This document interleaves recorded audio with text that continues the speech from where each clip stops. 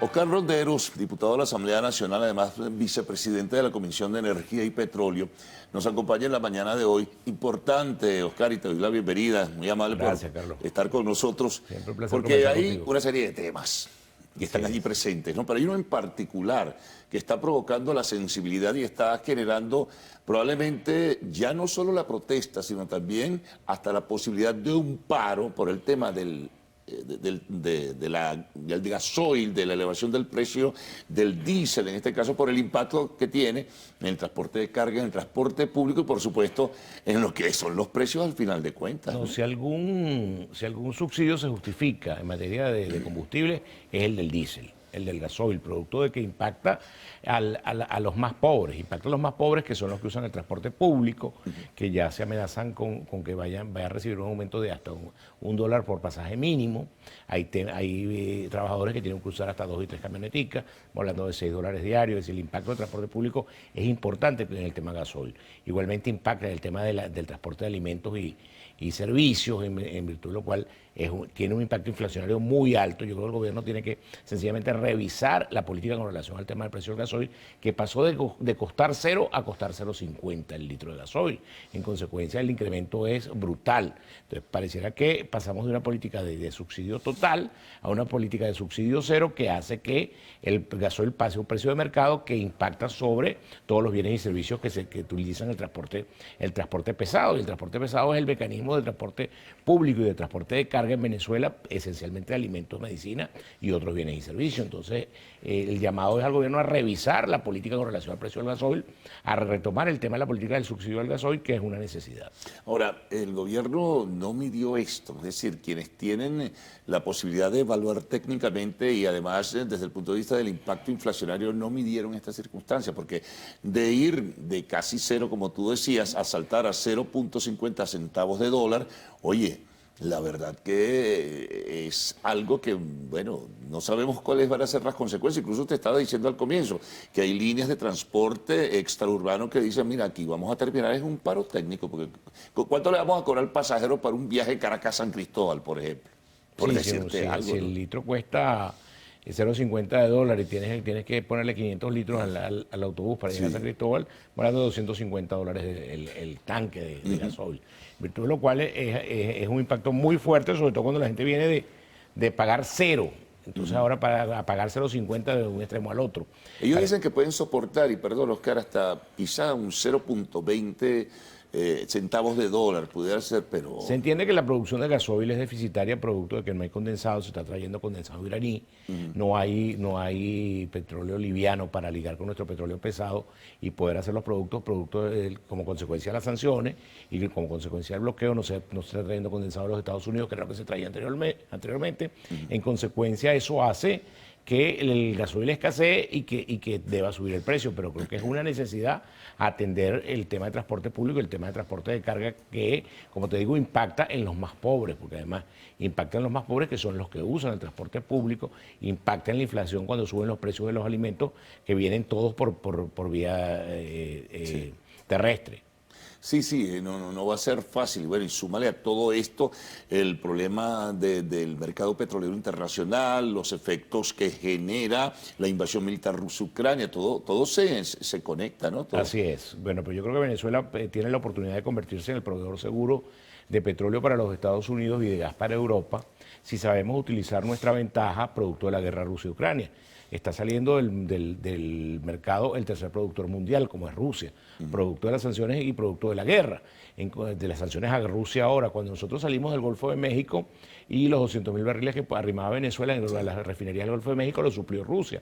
Ahora el proceso se invierte, podríamos nosotros ser el suplidor seguro que siempre fuimos de los Estados Unidos. Sobre todo de Europa también. Y el tema del gas con Europa, y por eso la autorización que se acaba de dar a Eni y Repsol es muy importante, porque Eni y Repsol tienen una exploración importante de gas en el oriente del país y hace falta que ese gas llegue a Europa porque viene el invierno y Europa el 45% del gas que se consume en Europa es gas ruso. Fíjate que ni siquiera han sido capaces de imponerle sanciones al gas ruso, pues implicaría quedarse absolutamente sin energía. Ahora que en este caso el ser aliados circunstanciales o coyunturales o lo que sea del gobierno ruso, del gobierno de Putin, digo el gobierno venezolano, eso no le limita, no le No, yo creo que restringe. Venezuela tiene la obligación Los rusos de... fueron muy pragmáticos, como tú mencionabas. Bueno, Dejó de ser Venezuela el suplidor de las refinerías de la pasaron costa a ser este ellos. y pasaron a ser ellos. Y ahora el proceso se invierte, no es culpa nuestra, la guerra la hicieron ellos, la guerra la está haciendo Ucrania, la está haciendo Rusia con Ucrania,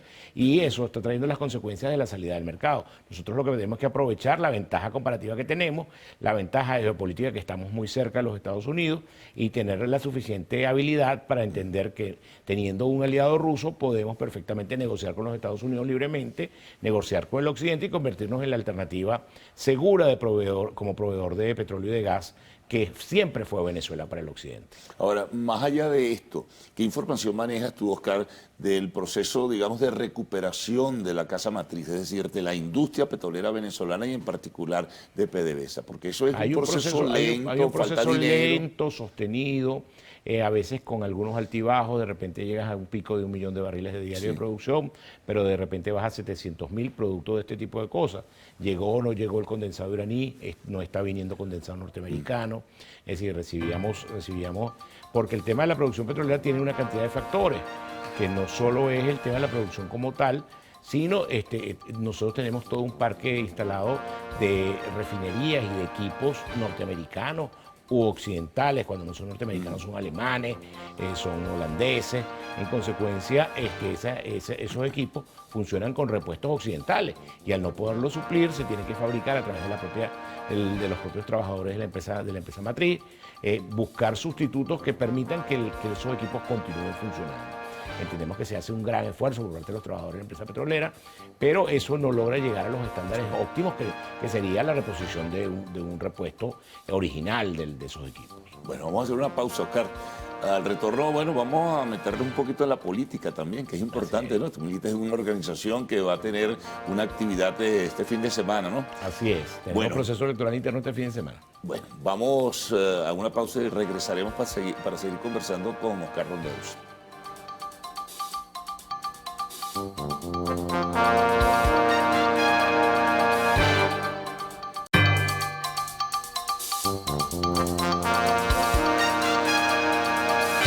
Continuamos conversando con Oscar Ronderos, vicepresidente de la Comisión de Energía y Petróleo de la Asamblea Nacional, pero también dirigente político y diputado por Acción Democrática, o el segmento que tiene representación legal, ¿no? Por llamarlo No, el así. único que existe, tú vas al CNE y si busca la tarjeta, busca la sigla y busca la casa del partido, la única D que existe es esa. La D que participó en las elecciones del 2020, siendo muy criticados, pero que logramos obtener 9 diputados con la tarjeta de un universo mucho más grande, pero la mayoría de la oposición decidió no participar de ese proceso.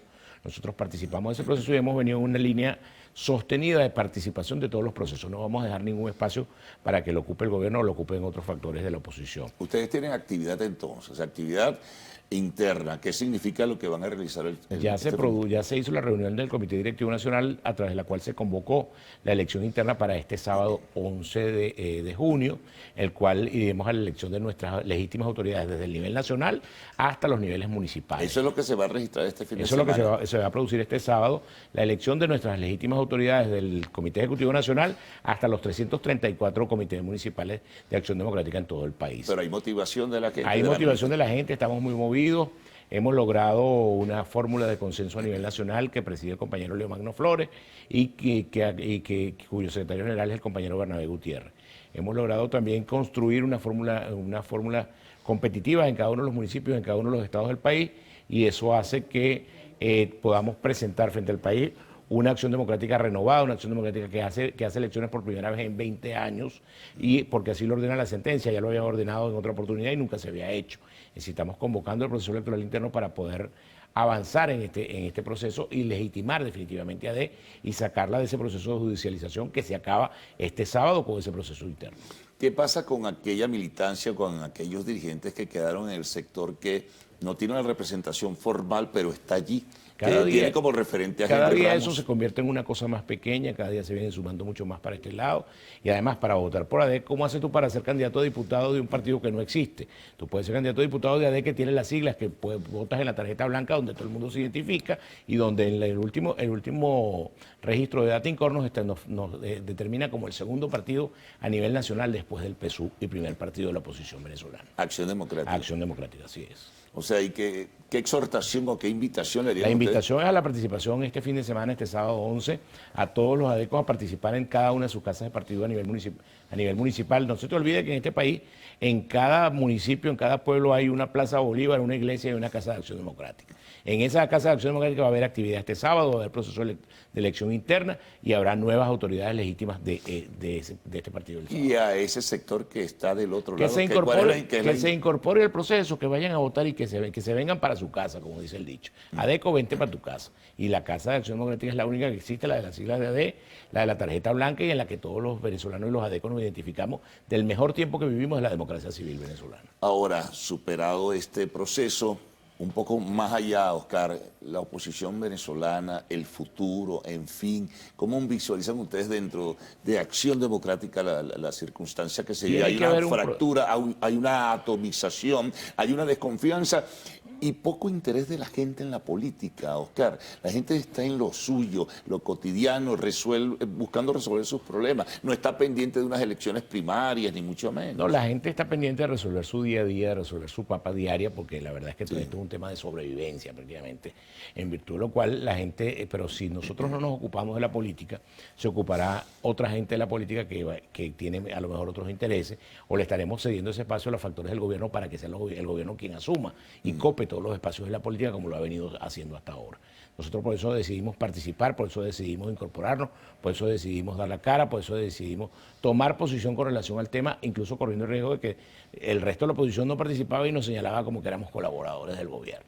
En virtud de lo cual hemos demostrado desde la Asamblea Nacional que somos una referencia opositora, que hacemos oposición todos los días en esa Asamblea Nacional y que somos la única voz opositora que se oye en el país. Lo otro es medio difuso, pero es necesario el encuentro de todas las oposiciones sin ninguna cortapisa, sin ningún límite. Es decir, todas las oposiciones debemos intentar buscar un candidato único, una fórmula única y una propuesta única de país para hacerle a Venezuela en el 2024. Claro, eso significaría conversaciones del grupo que se conjuga alrededor de la Alianza Democrática con el grupo que se conjuga en la plataforma unitaria. Es que yo creo que eso es una necesidad y ese es el deber ser. Pero Bernabé y Henry se podrán entender nuevamente. A lo mejor Bernabé y Henry no, pero los otros interlocutores sí. Y la otra cosa que yo digo es cómo es que la gente de la plataforma unitaria se puede sentar con el gobierno en México o en Caracas y no se pueden sentar con nosotros que somos sus pares, sus hermanos, en virtud de lo cual es una necesidad que nos encontremos nosotros primero y no que se vean ellos con el gobierno por su cuenta o nosotros con el gobierno por nuestra cuenta,